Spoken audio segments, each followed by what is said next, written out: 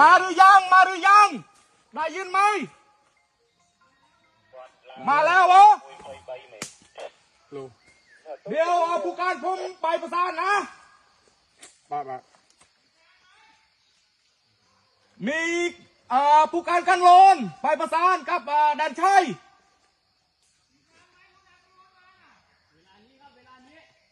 เวลานี้แหละไอ้ตู้จีบันเตือนโน่ดิเปลี่ยนเลยตัวนั้นอันนู้นทำอัตบีเดี๋ยวผมกลางผมจะไปแล้วเดี๋ยวไอ้ชูดโม่ดู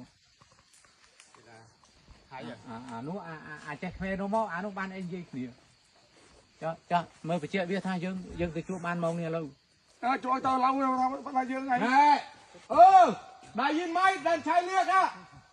ผู้การให้ไปเดี๋ยวนี้เลย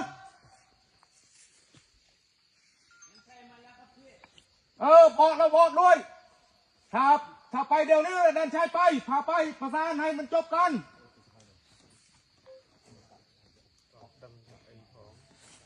มีก็หมอแต่เองrồiอันนี้việc mò thế anh ban anh chơi mùi nhiều việc nó cho anh sao mai ăn mình bị mò mày là anh bị tranh mình đem mùi mà hai người mình đem mùi mà tay hai đây đẹp nháคนนึงมานี่ได้ไหมมาคุยกันได้ไหมอย่าไปทำเป็นปัญหาไอ้เต้ไม่มีปัญหาหรอกออกมาคุยได้ไหมยังกันนี้เอาอย่ามีปัญหาที่อะไรเต้นี่นายอยู่นี่แหละไปเจอที่ตีนเป็ดเหรอไปโน่นี่เดินเที่ยวมาบ่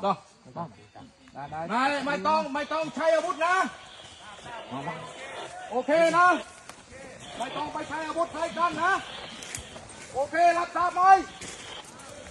มันรู้แล้วได้ใช้ไปแล้วผู้การไปแล้วกับผู้การ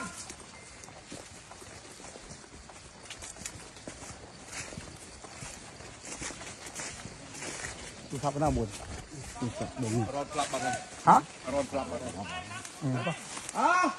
ดูมวยเลยไอ้เก๋ดูมวยกันไอ้เก๋รอนต่อจองใจต่อมอง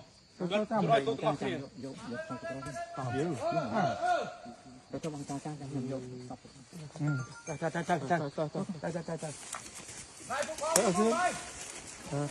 อันนั้น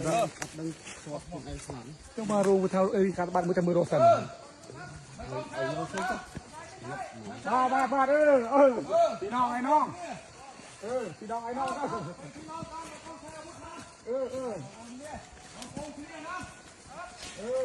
ไอ้น้อง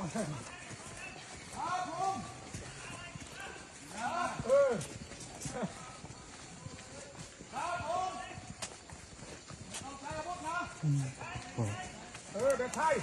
ครับนี่ผู้กองไปแล้วกับผู้กองไปแล้วกรมเข้าไป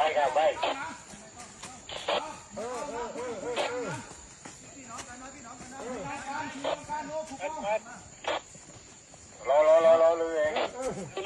มาขึ้นเชียงเลยมาแล้ว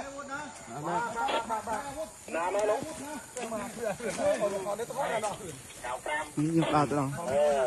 มาแล้วนี่มาแล้ว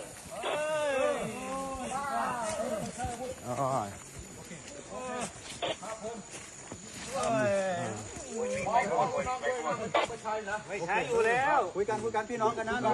เดี๋ยวนี้จะจบนะป้าเรามาเอาทีนี้เดี๋ยวพุ่งชากำลังมาพุ่งชากำลังมานี่ก็ไม่จีกาพุ่งโมกันโลนบ้องเยอะกลับค่อยๆก็ได้ไม่ต้องไปชัยนะไม่ต้องไปชัยอีกนะพี่นะพอนะเราพี่น้องกันนะอย่าพี่น้องก็ทายืมบอลโปนเคลียร์นะกลมไปเคลียร์ติดนะง่ายเอาคืออย่างนี้นะดูหน้าผมนะดูหน้าบองนะมือคนไทยกับกัมพูชาเนี่ยเหมือนกันไหม เหมือนกัน ไหม ไทยจะมวยกัมพูชี พี่น้องกันนะ นี่ โอเค รถจะ เพราะ เท่ นั้นอย่าใช้อาวุธไปเลย ไม่ต้องใช้อาวุธ อะไรสู้ครับสมัครดอนาย นายผู้การมายังมา นี่ผู้การ โอ้นี่เหมือนมอยนี่ครับ พี่น้องไอ้น้อง อะไรเจ้นี่เจ้ที่เจ้นะ สิ่งใดเนี่ย หยุดกันใจเย็นๆมีอะไรเราคุยกัน กันโอ้ ជាបាđâyយើងនៅមកកន្លែងនេះយើងđây เนาะเอาทีนี้ผมไม่อยากให้เกิดเหตุการณ์นี้เราก็ ครับให้มันจบเลยนะพี่นะ ทีนี้ทำเจ้าตะมก กัน อันดับแรกเอาแปลให้ผมหน่อย นายเฮียนตีมุยพอไปจมเฮียนตีมุย ลำดับแรกให้เราหยุดอยู่ตรงนี้ก่อนไม่มีการปะทะ ดับตีมุยคือออยยืงชบบังนี่เยอะเปรี้ยนี่ตำรวจโอเคมันดีพี่ครับ เสร็จแล้วก็ เดี๋ยวถ้าเป็นไปได้เนี่ยเราถอนกำลังออกก่อน ถ้าในยืงทอยกำลังเจนปิดในสันโอเค ขอจังสองข้าง ทอยต้องสองฝ่ายนะ ทั้งสองฝ่าย ครับผมดี แต่เดี๋ยวผู้บัญชาผมกำลังเดินทางมา นี่คือไม่บัญชีการเกิดปงเดอใจโมบากับปงใจดำเนินโม ท่านกำลังเดินทางมาคาดว่าน่าจะใกล้ถึงแล้ว จิตหนึ่งดอลเลยให้จิตหนึ่งดอลเลย เสร็จแล้วก็พอท่านมาก็ผู้บัญชาก็จะคุยกันอีก เป็นเมมเชียกาลือเกิดโมติดให้หนึ่งใหญ่เนีย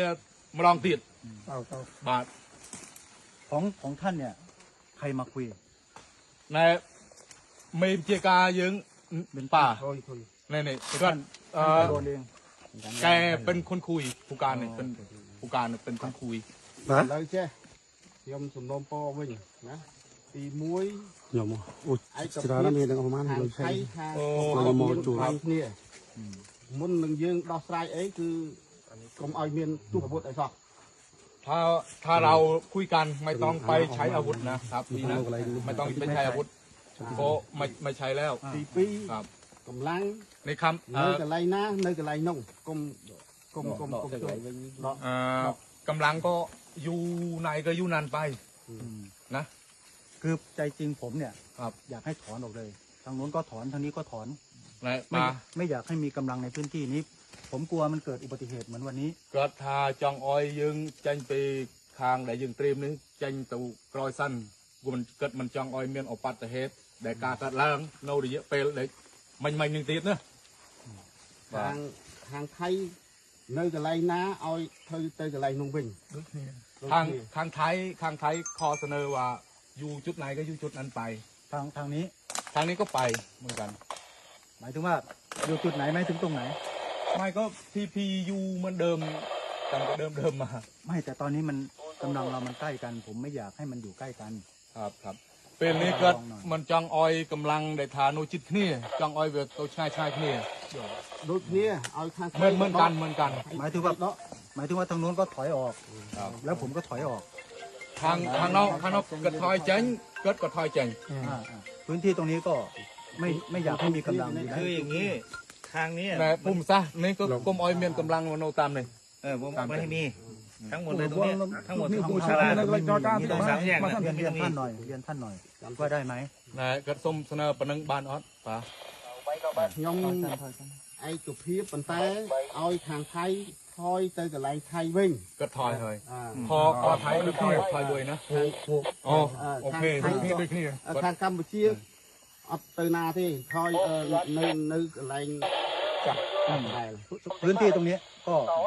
ให้มันกลับมาเหมือนเดิม สมัยที่เราไป ปุ่มซะแต่อะไรนี่จังออยแบบโดยเดิมโดยการตีมุ้ง คือตรงนี้ก็ไม่มีกำลังอย่างนั้นได้ไหมบองผมว่า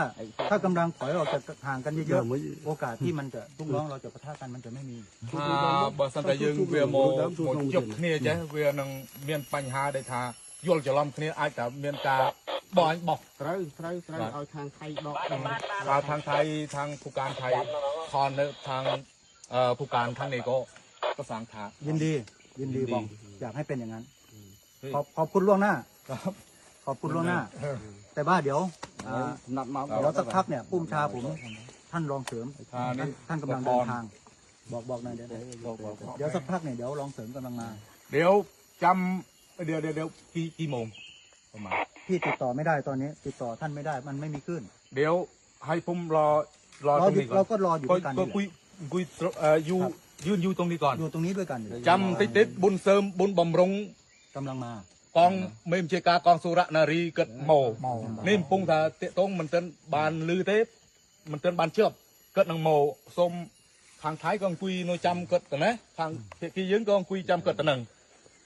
อ๋อจำบุญเสริมบุญบำรุงเกิดโมเยี่ยมลองเตะหน่อยเมมเชการงกองสุรนารี ไรเอากำลังบองปูนทางก็ดอกไปเฉยๆไหม นี่ทอนทางคุณก็ให้ทอนทางนี้ก็ให้ทอนมานี่ก็เลย เราขอเดินไปดูกันได้ไหมกว่าจะได้ แต่เกิดส้มตัวมือบานออดตัวแดงคนเจ้าเกิด บ้าน ให้ลูกน้องเจ้าออกไปทางนี้ได้ไหม เดี๋ยวอย่าพึ่ง เดี๋ยวแป๊บนึงคืออย่างนี้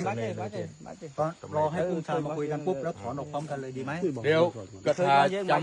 จำออยมีมเจกาเนี่ยเกิดโมซัน เราก็ถอนออก บุญเสริมบุญบำรุงโมซัน ตุกในบุญนั่นน่ะตุกในบุญมา ตรงนี้จะถอยออกไป ลังบุญ สุกกับบุญเนี่ยในดิสปาย ไทยบุญ ได้เกิดกระนุ่นนี่ได้เกิดตัวหน้าเต็ม นี่ 4 คน สี่คนแกนั่งดอกทั้งสองข้าง นี่ เจนได้ตั้งอ๋อดอกทั้งสองข้าง ของนี่นี่กำลังกดนี่ตามเลย จังมันทางเอาเก็บดอกเจนยังก็ได้ ผมสั่งแล้วว่าห้ามมีเสียงปืน ครับ จากนี้ไปเนี่ยห้ามมีเสียงปืนผมสั่งไปแล้ว เกิดปรับถากรมเมียนกาบตัวบุตรติด ง่ายกว่ามาตัวคนนั่งคุย แล้วคือไม่ทางไทยเอาสมรู้กำลังคอยเจงปีกันอะไรเนาะดับเบิลที่เพียงจากตัวพุทธบ่อยยืนในตัวเพียงเต้นี่ไอ้ปัญหานี่ ทางไทยเราทอนกำลังออกทางนี่นะไม่ต้อง บุญ มา นั่งได้ ใกล้ชิดกันนะ นั่นแหละผมอยากให้ถอยออกห่างกัน กันใหญ่ให้ แต่ว่าเดี๋ยวรอลองมา ก็ ก่อน จำบุญเสริมโมซัน แป๊บเดียว แบบเดียว ผมว่าน่าจะใกล้ถึงแล้วบอกใกล้ถึง ในกระทายจิตมองดาวให้แต่โดยจำ ผมมาติดต่อไม่ได้ จำไม่ได้คุยจำไม่ได้คุยน้องเนี่ย นั่งเลย ขึ้นป่ะป้าไม่ค่อยสบาย นั่งเลย